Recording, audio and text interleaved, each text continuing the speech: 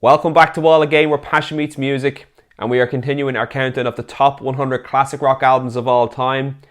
As per Classic Rock Magazine, I must always put that in there. This is not my list, this is Classic Rock Magazine's list. I'm just reviewing the albums. And we come to number 86 today, and it's Megadeth. And it's their album Peace Sells, But Who's Buying?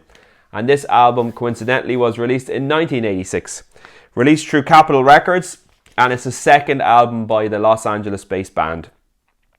Producers for this one was Dave Mustaine, as always. He's always in the hot seat for Megadeth production, and also Randy Burns produced as well. Okay, so it was recorded at the Music Grinder and Mad Dog Studios in Los Angeles, California, and the lineup for this one was Dave Mustaine on vocals, lead guitar and rhythm guitar. We had Dave Ellefson on bass, Chris Poland, of course, on guitars, on lead guitar, and Gar Samuelson on drums. And this is probably one of the best thrash metal albums of all time. Absolutely brilliant. I was listening through to it there the last few days, and I have to say, I'm really blown away by this album again. You know, it's probably been a good 10 years since I listened to this album the whole way through, maybe even more. But I have to say, it didn't disappoint. It brought back memories of when I first heard Megadeth and first heard these albums. And yeah, absolutely brilliant. Brilliant stuff altogether here from Megadeth. You know, they kick straight out of the traps with Wake Up Dead, which is a fantastic song. Absolutely brilliant. It got great riffs, got great guitar solos on it as well. And then it goes into Peace Sells, But Who's Buying, which is the title track.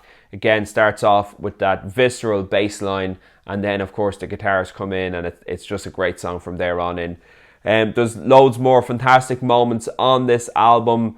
Of course, Black Morning is a great song. Bad Omen is a fantastic song as well. But they did put, I think there was a cover put in there. Was it a Howlin' Wolf song? It's Ain't Superstitious. I have to say, it's near the end of the album, but it really does bring the album down a little bit.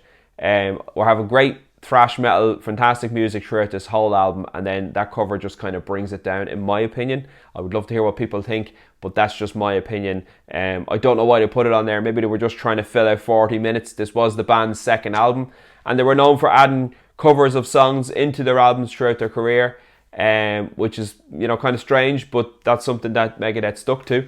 And yeah, I just don't think it belongs in the in that particular set of songs.